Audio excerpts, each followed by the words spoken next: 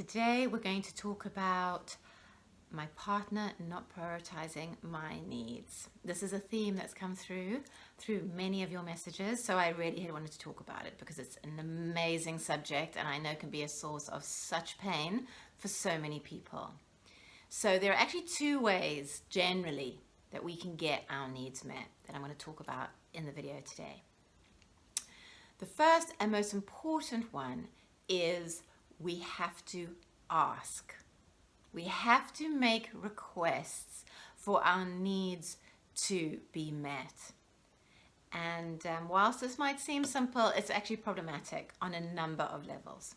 So, what are some of the things that might stop you from wanting to ask for your needs to be met?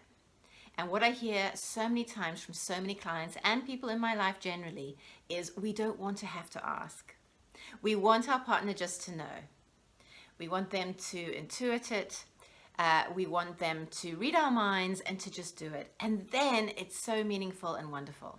So if they don't do that, then it's meaningful and not so wonderful. In fact, really bad. And there is also this very, very, very powerful idea of, in our romantic relationships, if we have to ask for what we want, it somehow diminishes then what we get back. Then it didn't come from them in the first place and they don't really want to, or why should I have to tell them and they don't really love me, and we make all these leaps. And I think we really, really, really need to just put that to one side. I mean, we would not go to the hairdresser and just sit down in that chair and expect them to know what we want. We're going to give them details of exactly what we want. And this is a communication like any other. We have to ask for what we want.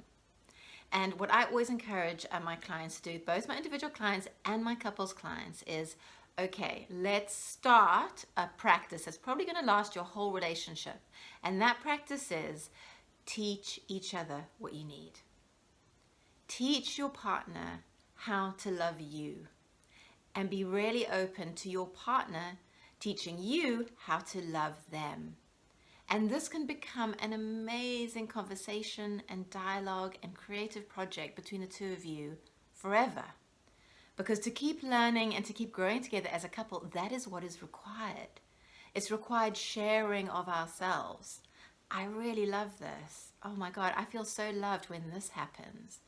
The most important moments in our relationship have been these moments.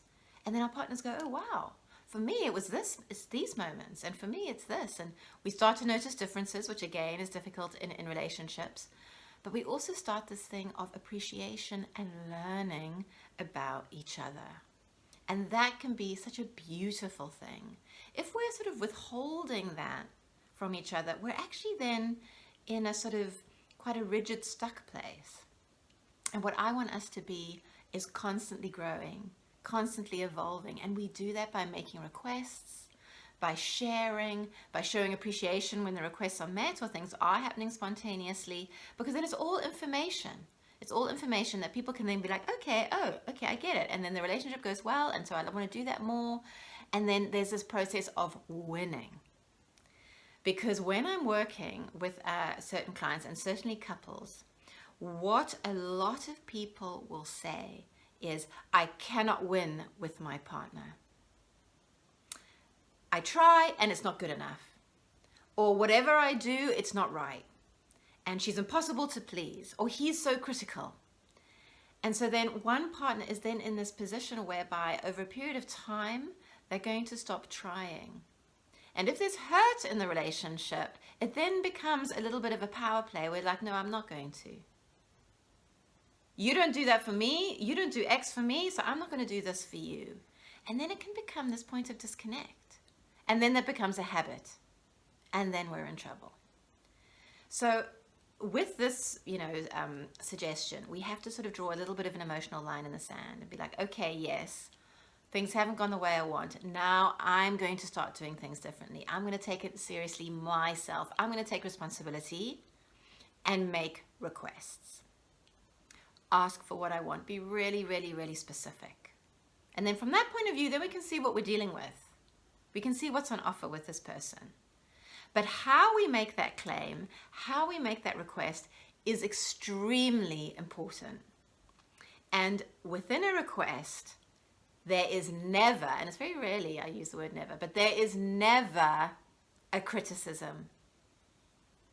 When we are critical, when we suggest, oh, well, you should have known this, or well, it could have been, why didn't you do that, or it could have been better that way, whatever, that is going to do the opposite of what you want. It's going to create further distance, and it's also going to create further lack of cooperation. There isn't a sense of, there isn't what we call being relational in that moment. When we are relational, we are ever mindful of protecting the relationship. When we are individual, we don't really care about the relationship, and if we're hurt, upset, offended, we will sound off and be critical and say something because we're concerned about our own individual needs in that moment. And there's nothing wrong with that, but then we have to understand that there may be a cost to that relationally, because the relationship wasn't being prioritized then, something else was. And there are times in a relationship when that happens, but what we're talking about now is a communication skill. Okay, making requests, asking for what we want, it's a skill. And we have to develop that skill, and it's how we communicate. So we have to be very, very, very intentional about how we are approaching someone if we're asking for something that we want, that has real meaning to us. We need to do it with respect for ourselves and for the other person. We need to do it with a degree of generosity of spirit, that we're making a request, we're being really open, would you mind, I would love, could you do, all of these things. It's inviting people in. And for the people who say, oh, I can't win and it's never good enough, those people can start to think, oh, okay, I can do that. Or, oh, that person doesn't seem furious at me before I've even begun. I haven't failed before I've even started. Okay. And then we've got something to work with. Then we've got something to develop. So if we are harboring a bit of frustration and pain because of stuff, we sort of need to breathe through that and then really come to the relationship with an open heart and make loving requests, open requests, and give the person the benefit of the doubt. If in a few months' time after trying that, that person is still sort of struggling with that and sort of not meeting your requests or isn't able to do that all of the time, then that's something that you can really think about then. Okay, what's on offer with this person? I've tried really hard. I've been doing the right thing. I've been asking lovingly. I've been giving feedback. I've been sharing. I've been open to what they need. We've been engaging in this kind of new dialogue, and things still are not progressing. You know, it may not be exactly how I want, but are they going in the right direction? If they aren't, then that's information. And that's information that you can then use about the future of this relationship, how you feel about it, if it's right for you. But this is something that we're working towards, if you like. Now, it's about, okay, how do I take responsibility, be accountable for my bit? And my bit is how I do this, my attitude. Is my attitude irritable and dissatisfied and kind of projecting negatively? Or is my attitude that of, I'm really open, I'm really willing to give this a try, I'm really friendly, and let's really start this conversation because I'm going to be really relational. I'm going to start caring about this relationship and not just sort of being critical and being negative of you and then expecting the relationship to flourish, because that's not going to happen. So it is a shift in mindset and it's a shift in attitude. It's really important. If we come into something with a bad attitude or a wronged attitude or, you know, a overly critical or negative attitude, it's not going to get you what you want. So how we ask really, really matters.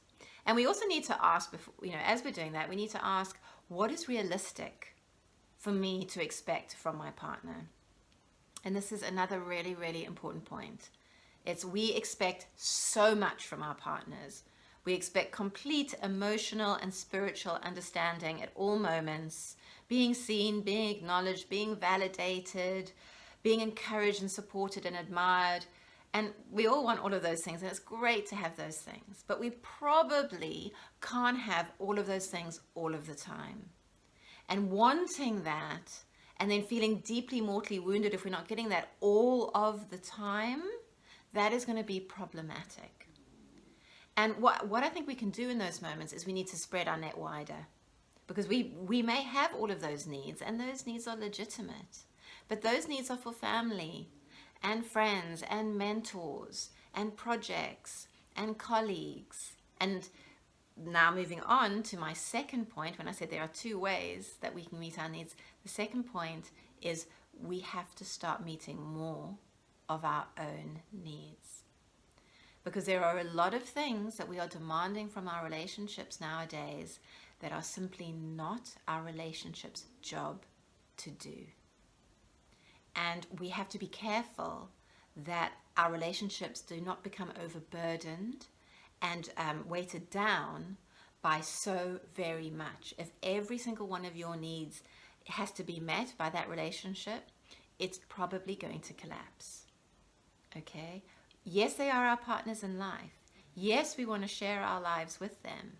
But our lives need to consist of many, many other people and resources and supporters. And so then the relationship, again, being relational, the relationship becomes not only something that helps us and supports us and is part of our life, but is also something that we protect and we look after. We need to develop our relationship, and we need to be treated like it is something precious.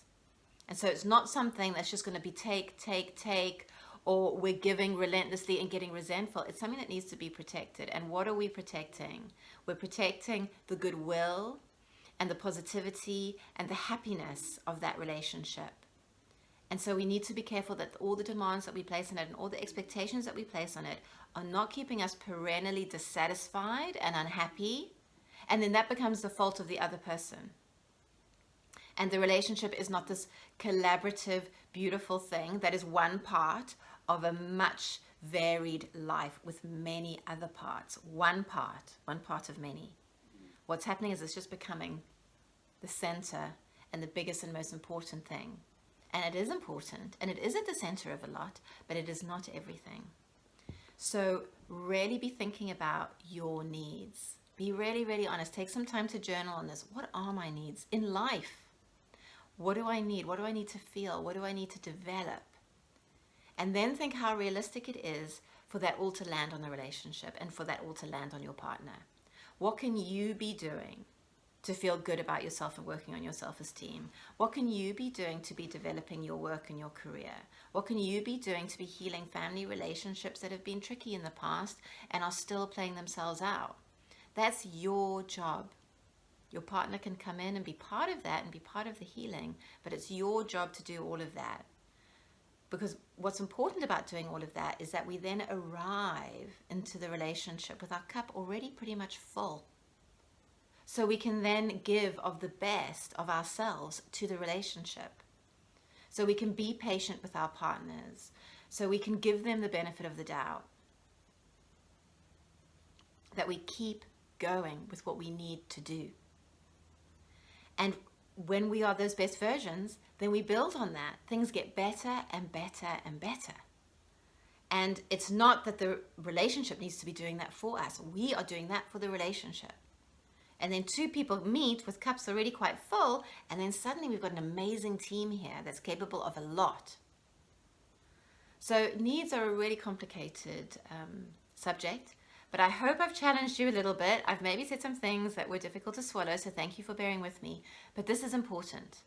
This is what we have to learn. We have to be accountable for our own needs, and then we also have to take responsibility for getting our needs met, either through other areas of our life and our own individual pursuits, and then making really loving requests within the relationship so those needs can be met.